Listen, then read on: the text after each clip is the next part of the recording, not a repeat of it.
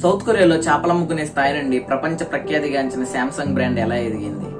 మనలో చాలా మందికి శాంసంగ్ అంటే mobiles, TV, washing machine, refrigerator, మహా అయితే ఏసీ గురించి తెలుసు, అంతే కదా. కానీ మనకు తెలిసిన దానికంటే శాంసంగ్ కంపెనీ చాలా పెద్ద కంపెనీ. ఎలా అంటే శాంసంగ్ అనేది ప్రపంచంలోనే అతిపెద్ద electronics, hotels, hospitals, insurance, manufacturing, defence equipment ఇలా అనేక విభాగాల్లో ఎక్స్పాండ్ అయింది. అంతేకాకుండా ప్రపంచ ప్రఖ్యాతిగాంచిన బుర్జ్ ఖలీఫాని కన్స్ట్రక్ట్ చేసింది కూడా శాంసంగ్ కంపెనీనే. అసలు సౌత్ కొరియాలో చేపలు అమ్ముకునే స్థాయి నుండి ప్రపంచ ఎలక్ట్రానిక్స్ మార్కెట్ ని తన గుప్పెట్లో పెట్టుకునే స్థాయికి శాంసంగ్ కంపెనీ ఎలా ఎదిగిందనేది ఈ వీడియోలో తెలుసుకుందాం. Without any delay let's get into the video.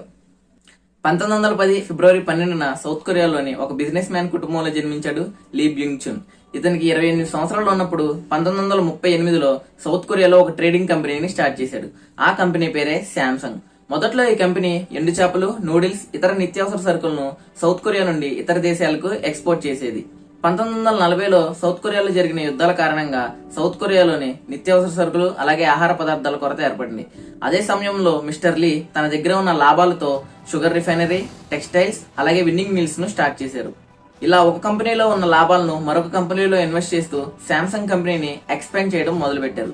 ఇలా ఎక్స్పాండ్ చేసిన కొద్ది రోజుల్లోనే శాంసంగ్ కంపెనీ విపరీతమైన లాభాలను పొందింది. దీంతో మిస్టర్ లీ సౌత్ కొరియాలోనే నెంబర్ 1 బిజినెస్ మ్యాన్ గా ఎదిగారు. ఇది కేవలం ఆరంభం మాత్రమే.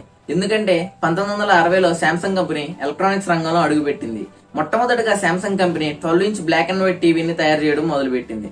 ఇది తయారు చేసిన కొన్ని సంవత్సరాల్లోనే ప్రపంచంలోనే అతిపెద్ద టీవీ మ్యానుఫ్యాక్చరింగ్ కంపెనీగా శాంసంగ్ ఎదిగింది. అదే సమయంలో మిస్టర్ లీ ఎలక్ట్రానిక్స్ రంగంలో ఉన్న అన్ని డివిజన్స్ కి శాంసంగ్ కంపెనీని ఎక్స్పాండ్ చేయడం మొదలు పెట్టారు. లైక్ రిఫ్రిజిరేటర్స్, ఏసీస్, మైక్రోవేవ్స్ ఇలా ఎన్నో ఎలక్ట్రానిక్ డివైసెస్ ను తయారు చేయడం మొదలు పెట్టారు. శాంసంగ్ కంపెనీ ఎలక్ట్రానిక్స్ రంగంలో పెట్టిన ఆ ఒక్క అడుగు శాంసంగ్ కంపెనీ యొక్క భవిష్యత్తునే మార్చేసింది.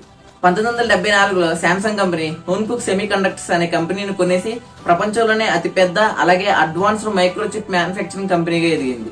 ఈ కంపెనీ ఎంతలా సక్సెస్ అయిందంటే ఒకనొక టైంలో యాపిల్ ప్రొడక్ట్స్ లో ఈ మెమరీ చిప్స్ నే యూజ్ చేసేవాళ్ళు. ఇదంతా చూస్తుంటే శాంసంగ్ కంపెనీ ఎదగడానికి మిస్టర్ లీ ఒక్కడే కారణం అనుకుంటున్నారా?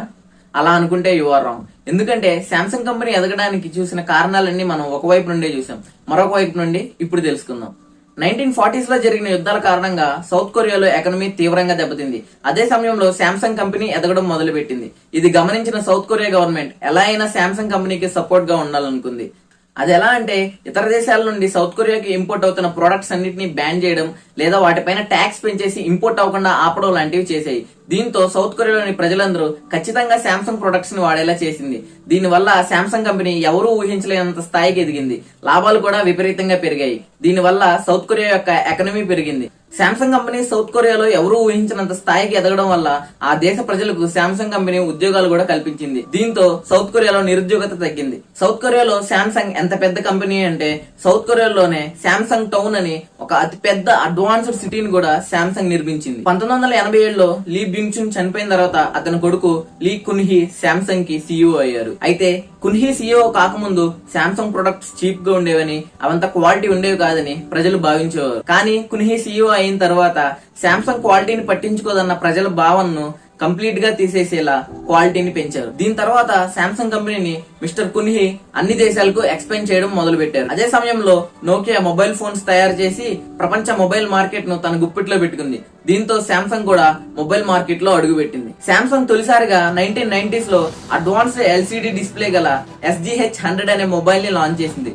దీంతో శాంసంగ్ ప్రపంచ మొబైల్ మార్కెట్ లో గుర్తింపు తెచ్చుకుని సత్తా చాటుకుంది. అప్పటి నుండి అడ్వాన్స్ ఫీచర్స్ తో ఉన్న మొబైల్స్ ని తయారు చేస్తూ మొబైల్ మార్కెట్ లో దూసుకుపోతున్న శాంసంగ్ కు అప్పటికే నెంబర్ 1 పొజిషన్ లో ఉన్న యాపిల్ కంపెనీ నుండి ఎదురు దెబ్బ తగిలింది. అదేంటంటే శాంసంగ్ తమ డిజైన్స్ ని కాపీ కొడుతున్నారని యాపిల్ కంపెనీ ఆరోపించింది. అంతేకాకుండా 10 దేశాలకు పైగా కేసులు కూడా నమోదు చేసింది. దీంతో శాంసంగ్ కాపీరైట్ లాని అతిక్రమించిందని 2012లో USA గవర్నమెంట్ $500 మిలియన్ శాంసంగ్ కంపెనీకి ఫైన్ వేసింది. దీంతో శాంసంగ్ యాపిల్ కంపెనీ మీద ఎలా అన్నా పగ తీర్చుకోవాలని అడ్వాన్స్ ఫీచర్స్ తో గల మొబైల్స్ ని యాపిల్ కి పోటీగా లాంచ్ చేస్తూ వచ్చింది. ఫైనల్లీ శాంసంగ్ నోట్ 7 అన్న మొబైల్ ని లాంచ్ చేసింది.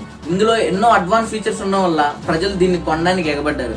అయితే శాంసంగ్ చరిత్రలో ఇదే ఒక పెద్ద డిజాస్టర్ మొబైల్. ఎందుకంటే ఇది కొన్న కొన్ని రోజులకే పేలడం మొదలు పెట్టింది. దీని కారణంగా సోషల్ మీడియాలో శాంసంగ్ కంపెనీని విపరీతంగా ట్రోల్ చేశారు. అంతేకాకుండా శాంసంగ్ కంపెనీ మళ్ళీ క్వాలిటీని తగ్గించేసిందని, శాంసంగ్ ప్రొడక్ట్స్ క్వాలిటీ ఉండవని ప్రజల్లో ఒపీనియన్ మళ్ళీ వచ్చింది. కానీ శాంసంగ్ ఎన్ని అడ్డంకులు వచ్చినా కొత్త ఫీచర్స్ గల మొబైల్ ని లాంచ్ చేయడం మాత్రం ఎప్పుడూ ఆపలేదు. ప్రతిసారి యాపిల్ కంపెనీకి ధీటుగా శాంసంగ్ కంపెనీ తన మొబైల్స్ ని లాంచ్ చేస్తూ వచ్చింది. దీని కారణంగానే శాంసంగ్ కంపెనీ ప్రపంచ ఎలక్ట్రానిక్స్ రంగంలో నెంబర్ 1 పొజిషన్ లో ఉంది.